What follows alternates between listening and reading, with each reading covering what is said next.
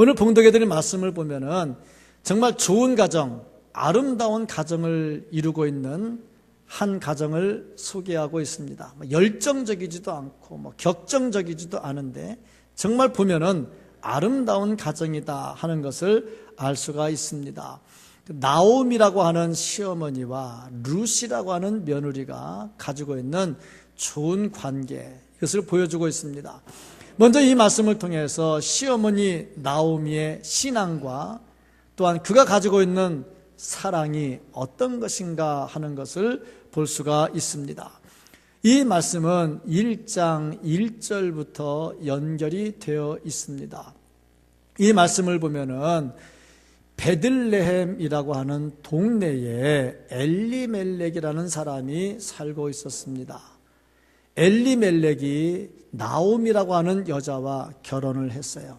그래서 아들을 낳았는데 말론과 기론 두 아들을 낳았습니다. 집안이 제법 살만했습니다.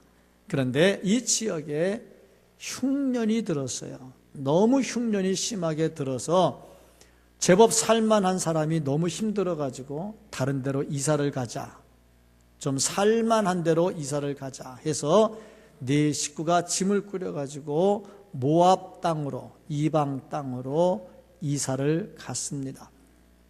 거기서 제법 살만하다 싶었는데 무슨 연고인지 엘리멜렉이 죽었습니다. 그리고 그 아들 말론과 기론도 죽었어요. 그런데 죽기 전에 장가를 보내가지고 며느리를 얻었어요. 첫 번째 며느리가 오르바였고 두 번째 며느리가 룻이었습니다. 그런데 며느리를 얻어놓고 애를 낳기 전에 시아버지도 죽고 남편도 죽고 남자들은 다 죽고 여자만 셋이 남았습니다. 이렇게 되니까 그 시어머니 입장에서 더 이상 살 형편이 안 되는 거지요. 살려고 이사 왔는데 이사 와서 다 죽고 가진 재산 없고, 그러니 타양 땅에서 살 일이 뭐가 있겠는가. 자, 내가 고향으로 돌아가야 되겠다. 어차피 살기 힘든 건 마찬가지인데 그래도 고향으로 돌아가면 아는 사람이라도 있지 않는가. 돌아가려고 보니까 그 며느리 둘이 걸리는 거예요. 남편이 있는 것도 아니고 또 재산이 있는 것도 아니고.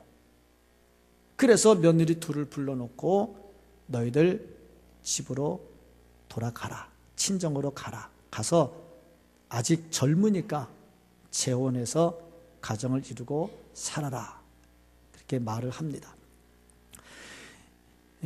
나오미가 이렇게 말을 하는 것은 무슨 의미가 있느냐면 내 욕심만 챙기지 않고 자식들에 대한 사랑을 베풀 만큼 베풀어 주겠다 하는 의미가 있는 겁니다.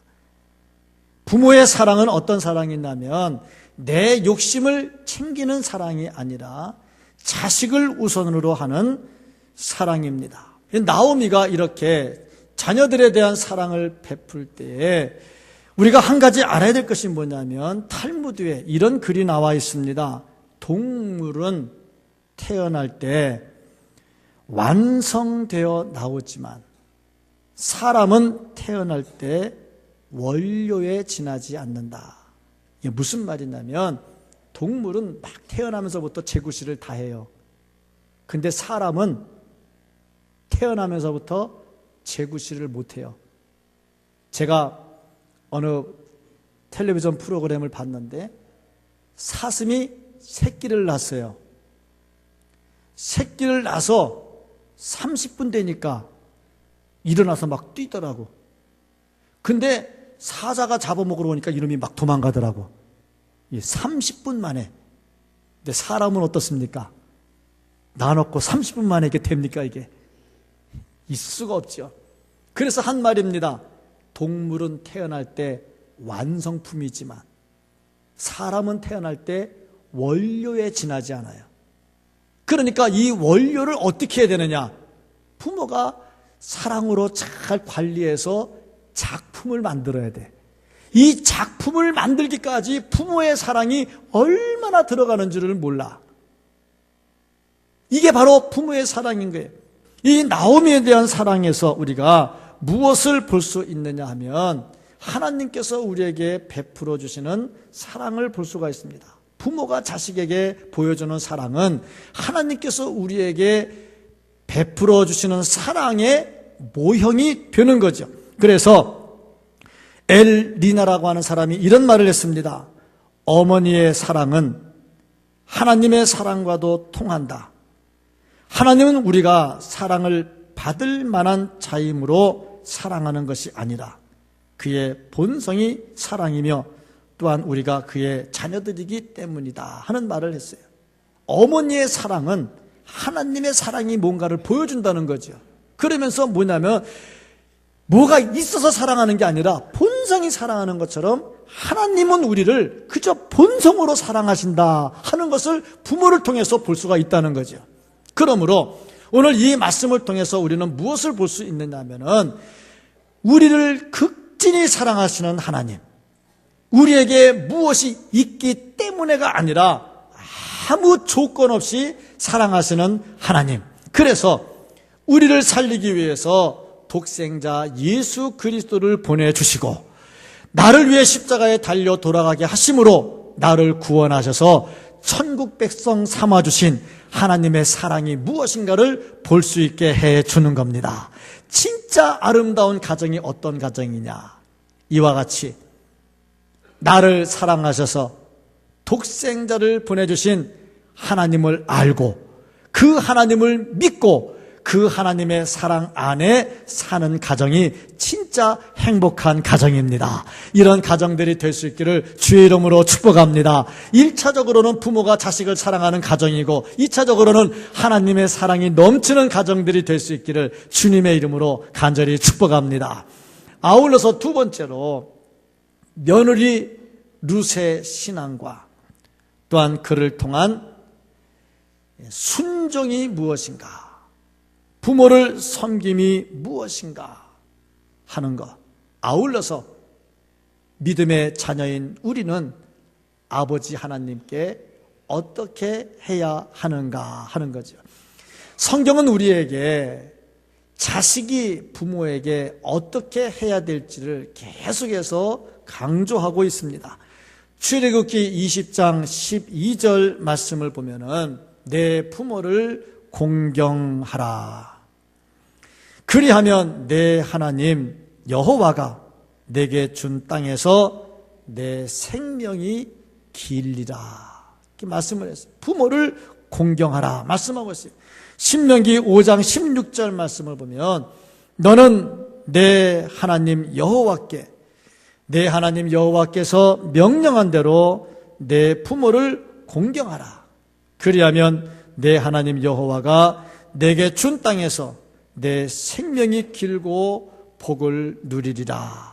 계속해서 부모 공경을 말씀하고 있습니다. 여기서 한 걸음 더 나가서 마태복음 15장 4절 말씀을 보면 하나님이 이르셨을 때 내 부모를 공경하라 하시고 또 아버지나 어머니를 비방하는 자는 반드시 죽임을 당하리라. 그냥 단순 공경하는 것이 아니라 그것을 하지 않으면 죽임을 당하리라. 굉장히 강력하게 말씀을 하고 있어요. 그러면 왜 성경은 이와 같이 부모님 공경을 강요하고 있는 것일까? 여러 가지 이유들이 있는데 그 중에 하나가 뭐냐면 부모님은 하나님의 대리자이기 때문이다. 대리자입니다. 하나님의 대리자. 그러므로 하나님이 보내신 대리자를 공경하지 않는 것은 그를 보내신 하나님을 공경하지 않는 것이 됩니다. 그래서 부모님을 공경을 해야 되고, 둘째로는 부모님은 내가 이 땅에 태어나게 하신 생명을 준 분입니다. 나에게 무엇 준 거 없다 할지라도 존재하도록 하는 그 자체가 얼마나 큰 건지 알 수가 없습니다. 그러므로 부모님을 공경을 해야 되고, 또 세 번째로는 모든 조직에는 대표자가 중요합니다. 앞장선 사람이 잘못되면 모든 조직이 무너집니다. 가정의 대표는 누구냐? 부모님이거든요. 그러니까 앞장선 대표자를 존중하지 않으면 가정 전체가 무너지게 되니까 부모님을 존경해야 된다 하는 거죠. 그러면 어떻게 부모님을 존경해야 되느냐? 효 그러면 제일 먼저 튀어나오는 사람이 공자 그러죠. 공자가 쓴 책 효경, 여기 보면 부모님을 극진히 잘 모셔라. 아프면 빨리 고쳐주도록 해라. 또 속상한 거 없도록 잘 해드려라. 죽으면 장례를 근하게 잘 치러라. 나중에 제사를 잘 드려라. 이렇게 몇 가지를 말을 했어요. 성경은 뭐라고 말을 하고 있느냐? 성경은 부모 공경에 대해서 반드시 해야 된다. 부모님을 공경할 때 먼저 육적으로 잘 모셔라. 부모님을 모실 때 육적으로 잘 모셔라. 거들떠보지 않고 내팽개치면 안 된다는 거죠. 그 다음에 보면은 부모님의 영혼 구원을 위해서 힘써라. 왜냐하면 부모님이 예수 안 믿다가 지옥 가면 안 되잖아요. 영혼 구원을 위해서 힘써라. 그 다음에 보니까 존경해라. 아울러서 뿐만 아니라 신명기 27장 16절 말씀을 보면은 그의 부모를 경홀히 여기는 자는 저주를 받을 것이라 할 것이요 모든 백성은 아멘 할지니라 그랬어요. 부모를 존경하지 않으면 저주가 임한다. 그래서 순종하라 이렇게 말씀을 하고 있습니다. 그렇다면 이 말씀의 근거에서 룻은 어떻게 했는가?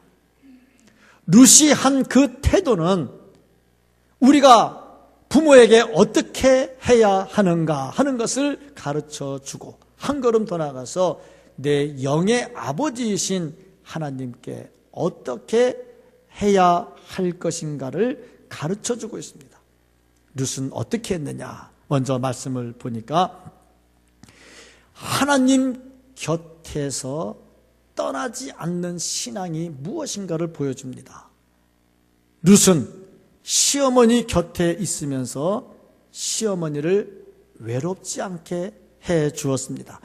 룻기 1장 16절 17절 말씀을 보면 이렇게 기록이 되어 있습니다.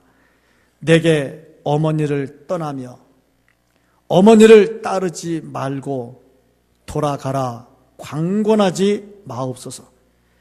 어머니께서 가시는 곳에 나도 가고 어머니께서 머무시는 곳에서 나도 머물겠나이다. 어머니의 백성이 나의 백성이 되고 어머니의 하나님이 나의 하나님이 되시리니 어머니께서 죽으시는 곳에서 나도 죽어 거기 묻힐 것이라. 만일 내가 죽는 일 외에 어머니를 떠나면 여호와께서 내게 벌을 내리시고 더 내리시기를 원하나이다. 절대 가지 말라 이거죠. 그래서 그 어머니 옆에 같이 있겠다는 거예요. 딸이 아닙니다. 며느리입니다. 또 자기 남편이 있는 것도 아닙니다. 재산이 있는 것도 아닙니다.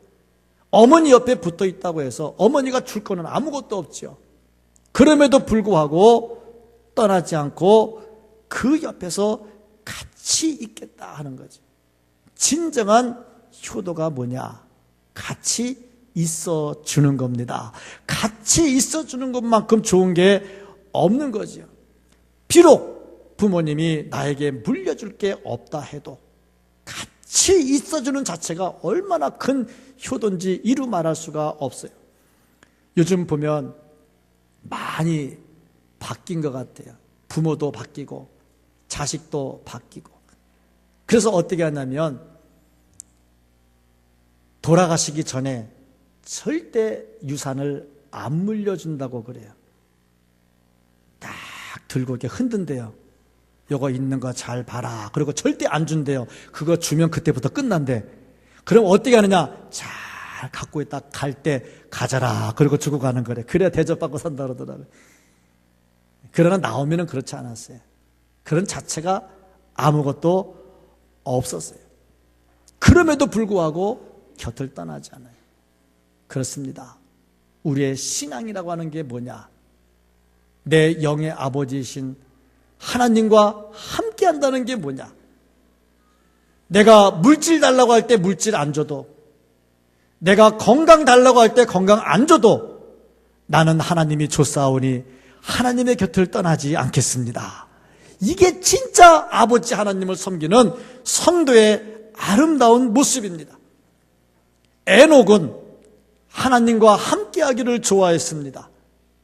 그 당시에 많은 사람들이 죄를 지었지만 물들지 않았어요. 하나님과 같이 있었습니다. 그 모습을 하나님은 너무 좋게 여기셔서 죽음을 맛보지 않고 하늘나라 갈 수 있도록 축복을 내려주셨습니다. 하나님과 함께하는 거죠. 우리의 가정이 무슨 일이 있어도 하나님과 함께하는 가정 되기를 주의 이름으로 축복합니다. 두 번째로 보니까 시어머니에게 아주 친절하게 잘했어요. 인간적으로 볼 때 룻은 좀 피곤한 삶을 살았습니다. 죽음이라고 하는 것을 보았고요. 또 재산이 없이 어렵게 산다는 게 뭔지를 봤고요.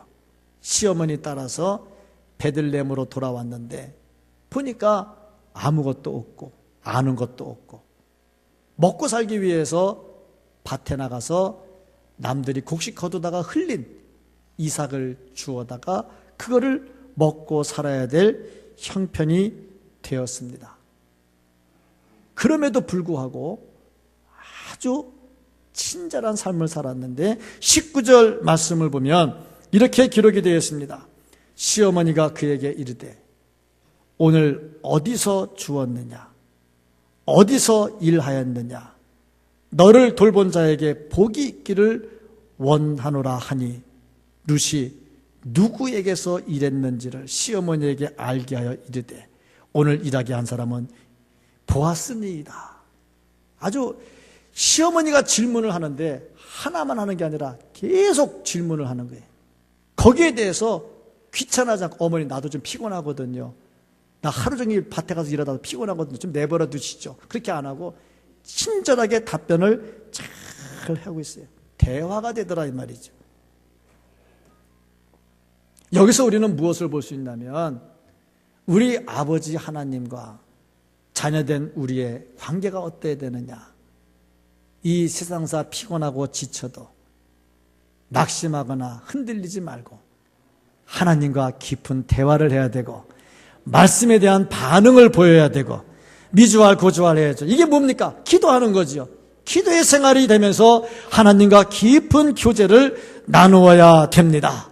이런 가정이 진짜 복 있는 가정이에요. 우리 가정은 부모 자식 간의 대화가 있고 하나님과 우리 사이에 대화가 있는 가정 되기를 주의 이름으로 축복합니다. 세 번째로 말하고 있는 것이 순종의 모습입니다. 룻에게 이야기를 다 들은 시어머니가 말하기를 누구 집에서 곡식을 주워왔느냐? 예, 보아스의 집에서 주워왔습니다. 그러니까 시어머니가 말하기를 보아스에게 잘 보여라. 보아스는 할아버지예요. 할아버지고 룻은 새댁인데 과부예요. 그런데 말하기를 보아스에게 잘 보여라. 너에게 씨를 줄 사람이다 하고 얘기를 하는 거예요. 참 난감한 일이겠죠.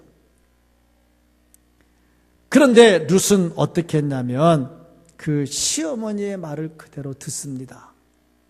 순종하죠. 그래서 그 할아버지하고 결혼을 하죠. 순종하는 모습. 순종할 때에 하나님의 역사는 일어나게 되어 있습니다. 이 말씀처럼 룻은 어떻게 했느냐? 철저하게 하나님의 말씀에 순종을 했어요. 마찬가지로 우리가 진정으로 하나님의 은혜를 체험하고 살려면 어떻게 해야 하느냐? 말씀에 순종하고 살아야 됩니다. 아버지 하나님의 말씀에 순종하는 자가 진정으로 이 땅에서 형통하는 축복이 있습니다. 우리의 가정은 부모님께 순종하고 하나님께 순종하는 가정 되기를 주의 이름으로 축복합니다. 그러면 이렇게 열심히 순종하고 사랑할 때 하나님은 이 가정에 어떤 복을 내려주셨느냐? 중요한 부분이 바로 이 부분입니다. 이렇게 말씀에 순종하는 가정에 하나님께서 내려주시는 복이 뭐냐? 첫째로 물질의 축복이 임하게 됩니다. 가정이 화목하고 가정이 하나님을 잘 섬기고 말씀을 따르면 물질의 축복이 따르게 되어 있습니다. 하나님께서 룻의 가정에 복을 주시는데 룻이 이삭을 주워와요. 이삭을 주워오는데 오늘 말씀을 보니까 얼만큼 주워왔냐면 한 에바를 주워왔다 그랬어요. 한 에바가 얼마냐면 23리터예요. 우리 말로 큰 말로 하나가 넘지요. 한번 생각을 해보세요. 하루에 이삭을 주워왔는데 말로 하나 넘는 걸 주워오면 이거 엄청난 겁니다. 이만큼 매일 주워오면 그 값부 되겠죠. 물론 보아스가 그걸 알고 일부러 흘려줬어요. 가져가라고. 점점 많아졌지요. 나중에 그 정도가 문제가 아니라 그 보아스하고 결혼을 했어요. 부자하고 결혼을 했어요. 그 부가 전부 다 자기께 되죠. 가정이 화목하고 아름답고 하나님의 말씀에 순종하면 물질의 복이 따릅니다. 두 번째로 따르는 것이 뭐냐면 자녀를 얻는 복을 얻게 됐어요. 룻이 보아스하고 결혼을 했습니다. 결혼을 해서 애를 낳았어요. 그 애의 이름이 누구냐? 오벳이라고 하는 사람이에요. 오벳을 낳았어요. 오벳이 결혼해서 애를 낳았어요. 그 애가 이새입니다. 이새가 결혼해서 애를 낳았어요. 그 애가 다윗입니다. 그러니까 룻은 다윗의 할머니가 된 거예요. 다윗이 낳고 낳은 사람이 아기 예수입니다. 인류의 구세주입니다. 아름다운 가정을 이루고 하나님의 말씀에 순종하고 말씀을 따라 살았더니 하나님께서 자손의 복을 주시는데 인류 구원의 복까지 주셨습니다. 얼마나 좋은 건지 모릅니다. 세 번째 복을 주십니다. 명예의 복을 주셔요. 마태복음 1장을 보면 아브라함의 자손들 예수 그리스도의 족보가 나옵니다. 이 족보에 여자 이름이 5명이 나옵니다. 그 5명 중에 2명이 이스라엘 사람이 아닌 이방 여자입니다. 한 사람은 기생 라합이었고 한 사람은 룻입니다. 이방인으로서 성경에 이름이 올라가는 것도 감지덕지인데 예수님의 족보에 조상으로 이름이 올라갑니다. 다 어떻게 이런 일들이 일어났느냐? 부모를 공경하고 아름다운 가정을 이름으로 주신 축복입니다. 우리가 육신의 부모를 이렇게 잘 섬기고 아울러서 내 영의 아버지 하나님을 잘 섬기면 이런 축복이 따를 줄로 믿습니다. 가정은 태어나는 것이 아니고 아름다운 가정은 태어나는 것이 아니고 만들어가는 겁니다. 우리가 아름다운 가정을 이루어서 그 가정을 통해서 부모의 사랑을 보면서 하나님의 사랑을 보고 자녀가 부모에게 순종하는 모습을 보면서 하나님을 잘 섬기는 모습을 배워간다면 우리의 가정은 아름다운 가정이 될 수가 있고 아름다운 가정에 대해서 축복도 누리게 될 겁니다. 이런 가정을 이룰 수 있는 우리 모두가 될 수 있기를 예수님의 이름으로 간절히 축복합니다.